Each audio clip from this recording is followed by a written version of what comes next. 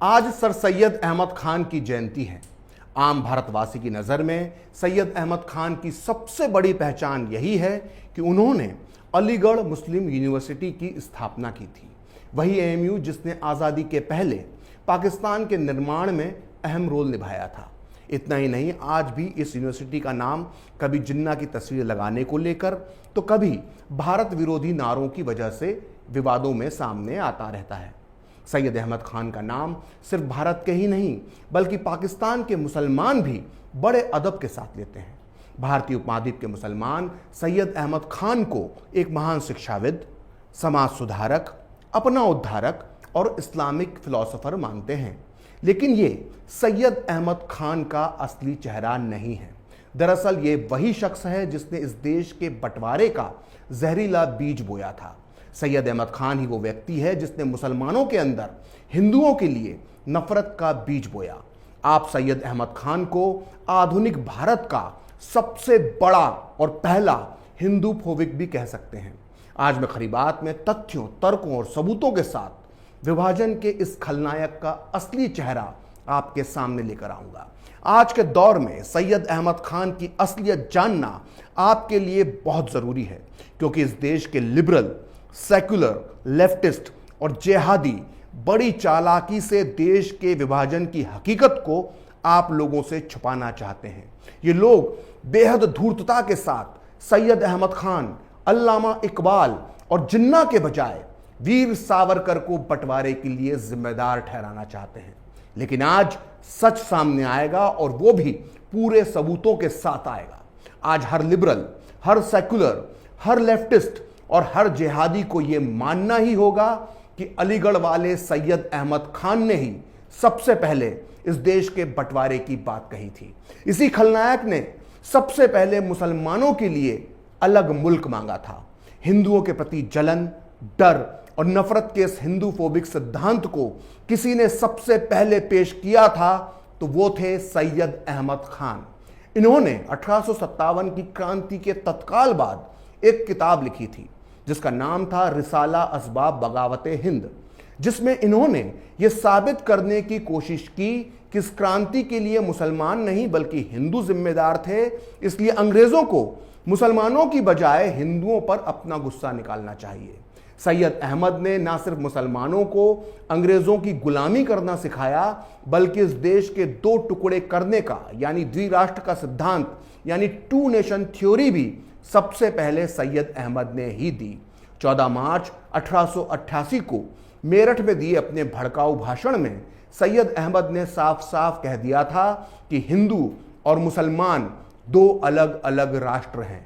अपने भाषण में उन्होंने कहा कि ये सोचिए कि अगर अंग्रेज अपनी सेना, तोप, हथियार समेत देश छोड़कर चले गए तो इस देश का हुक्मरान कौन होगा? क्या हिंदू और मुस्लिम कौमें एक ही सिंहासन पर बैठेंगी? बिल्कुल नहीं। उसके लिए जरूरी होगा कि दोनों एक दूसरे को जीतें, एक दूसरे को हराएं। मुसलमान हिंदुओं से जनसंख्या में कम भले हों मगर वे कमजोर हैं, ऐसा मत समझिए। हमारे पठान भाई यानी अफगानिस्तान के मुसलमान पर्वतों और पहाड़ों से निकलकर आएंगे और सरहद से लेकर बंगाल तक खून की नदियां बहा देंगे। अंग्रेजों के जाने के बाद यहां कौन जीतेगा ये सिर्फ अल्लाह ही तय करेगा। तो सुना आपने सैयद अहमद ने क्या कहा था कि अफगानिस्तान से हमारे पठान भाई आएंगे और इस हिंदुस्तान में खून की नदियां बहा देंगे। आज इस भाषण के करीब 130 साल बाद भी आप सैयद अहमद के कई चेलों के मुंह से सुनते होंगे कि हमारे 57 इस्लामिक मुल्क भारत को अगर पेट्रोल देना बंद कर देंगे तो सोचो क्या होगा। कई लोगों ने तो कोरोना काल में कुवैत, दुबई और अरब के हुक्मरानों को हिंदुस्तान के खिलाफ एक्शन लेने के लिए चिट्ठियां तक लिख दी थी।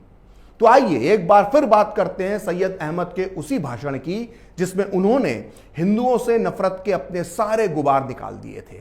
हिंदू फोबिया से ग्रस्त सर सैयद अहमद को इस बात का बड़ा गुमान था कि मुसलमान इस देश के बादशाह रहे हैं और इसी गुमान में उन्होंने अपने मेरठ वाले भाषण में कहा था कि जैसे अंग्रेजों ने यह देश जीता वैसे कभी हमने भी इस भारत को अपना गुलाम बनाकर रखा था। मगर जिन्होंने इस देश पर कभी शासन नहीं किया, जिन्होंने कोई विजय हासिल नहीं की, उन हिंदुओं को ये बात समझ में नहीं आएगी। मैं मुसलमानों को याद दिलाना चाहता हूं कि आपने बहुत से देशों पर राज किया है, आपको पता है राज कैसे किया जाता है। आपने 700 साल भारत पर राज किया है, अनेक सदियां कई देशों को अपने अधीन रखा है। हम कभी हिंदुओं की प्रजा नहीं बन सकते हैं। तो सुना आपने सैयद अहमद ने क्या कहा था। मुसलमानों ने इस देश पर 700 साल तक राज किया है। अब सोचिए, पूरे 130 साल बाद भी ओवैसी जैसे कुछ मुस्लिम नेता इसी तरह की 700 साल तक राज करने वाली बातें कहते रहते हैं। दरअसल ये एक तरह का हिंदू फोबिया है जो आज तक चला आ रहा है। अब ध्यान से सुनिए, 130 साल पहले सैयद अहमद ने अपने मेरठ वाले भाषण में और क्या क्या हिंदू फोबिक बातें कही थी। उन्होंने कहा था कि अंग्रेज अगर भारत की हुकूमत इस देश के लोगों के हाथों में सौंपना चाहते हैं तो इससे पहले एक प्रतियोगिता यानी परीक्षा का आयोजन होना चाहिए। जो इस प्रतियोगिता में जीतेगा उसी के हाथों में सत्ता सौंपी जानी चाहिए। लेकिन इस परीक्षा में हम मुसलमानों को हमारे पूर्वजों की कलम इस्तेमाल करने की अनुमति देना चाहिए। यह कलम सत्ता की सनदें लिखने वाली असली कलम यानी तलवार है। तो सुना आपने, जिन सैयद अहमद को आज इस देश के मुसलमान आधुनिक शिक्षा का दूत बताते हैं, दरअसल वो अपने मुस्लिम चेलों को कलम नहीं बल्कि तलवार के दम पर हिंदुस्तान को जीतने का मंत्र देते थे। मेरठ में ही नहीं, सैयद अहमद ने 2 दिसंबर 1887 को लखनऊ में भी जो भाषण दिया था उसमें भी उनके हिंदू फोबिक होने के सबूत मिलते हैं। इस भाषण में उन्होंने कहा था कि पल भर के लिए सोचें कि आप कौन हैं, आपका मुल्क कौन सा है। हम मुसलमानों के हाथों से ही सत्ता अंग्रेजों के पास गई। हमारा मुस्लिम राष्ट्र यानी मुस्लिम शासन वाला भारत उन लोगों के खून से बना है जिन्होंने सऊदी अरब ही नहीं, एशिया और यूरोप को भी अपने पांवों तले रौंदा है। हमारा मुल्क वो है जिसने तलवार के दम पर भारत को जीता है। तो सुना आपने, सैयद अहमद ने भारत की मिट्टी में अपने पूर्वजों के खून मिले होने की बात कही थी। और आज 130 साल बाद भी इसी तरह के हिंदू फोबिया से ग्रस्त कुछ लोग कहते हैं कि सभी का खून शामिल है यहाँ की मिट्टी में, किसी के बाप का हिंदुस्तान थोड़ी है। यानी सर सैयद अहमद की हिंदू फोबिक सोच अभी तक खत्म नहीं हुई है, वो लोगों के डीएनए में आज तक मौजूद है। खैर, सर सैयद अहमद ने द्विराष्ट्र यानी 2 नेशन थ्योरी का जो रास्ता दिखाया था उसी पर चलकर इस देश के मुसलमानों ने पाकिस्तान हासिल किया। यहां तक कि पाकिस्तानी सरकार की ऑफिशियल हिस्ट्री में भी यह साफ साफ लिखा गया है कि सर सैयद अहमद सही मायनों में पाकिस्तान के संस्थापकों में से एक थे और उनकी डाली गई नींव पर ही कायदे आजम मोहम्मद अली जिन्ना ने पाकिस्तान की इमारत बनाई। सैयद अहमद को हिंदुओं से इस कदर नफरत थी कि उन्होंने हिंदी भाषा के खिलाफ भी कुटिल चालें चली। अरबी, फारसी और उर्दू को इस देश की राष्ट्रभाषा बनाने के लिए उन्होंने हर पैतरा चला। सैयद अहमद अंग्रेजों के पिट्ठू थे, लिहाजा उन्होंने हिंदी के खिलाफ अंग्रेजों को एक पत्र लिखा। इस पत्र में उन्होंने मुसलमानों और ईसाइयों को आपस में दोस्त बताया और हिंदुओं को काफिर बताते हुए लिखा, हिंदी भाषा हिंदुओं की जुबान है जो बुत परस्त यानी मूर्ति की पूजा करने वाले हैं, जबकि उर्दू मुसलमानों की भाषा है जिसका अंग्रेजों के साथ मजहब का रिश्ता है, क्योंकि हम दोनों सामी या पैगंबरी धर्म को मानने वाले लोग हैं। मुझे मालूम है कि ये बातें सुनकर सैयद अहमद के कुछ अलीगढ़ी मानसिकता वाले चेलों का खून खौल रहा होगा, लेकिन मैं उन्हें बता देना चाहता हूं कि मैं हर बात तथ्य, तर्क, संदर्भ और प्रसंग के साथ कहता हूं। इसलिए अब मैं आपके सामने एक ऐसे व्यक्ति के विचार लेकर आ रहा हूं जिसकी धर्मनिरपेक्षता पर कोई सवाल नहीं उठा सकता। भारत के मुसलमान आजादी के बाद उस व्यक्ति को अपना सबसे बड़ा रहनुमा मानते हैं। मैं बात कर रहा हूं देश के पहले प्रधानमंत्री जवाहरलाल नेहरू की। नेहरू अलीगढ़ मुस्लिम यूनिवर्सिटी की विचारधारा पर क्या विचार रखते थे, ये जानना हम सब के लिए बहुत जरूरी है। और वो विचार मुझे मिले हैं इस किताब में, जिसका नाम है द डिस्कवरी ऑफ इंडिया, जिसका हिंदी अनुवाद हिंदुस्तान की कहानी इस वक्त मेरे हाथ में है, जिसे लिखा है खुद पंडित जवाहरलाल नेहरू ने।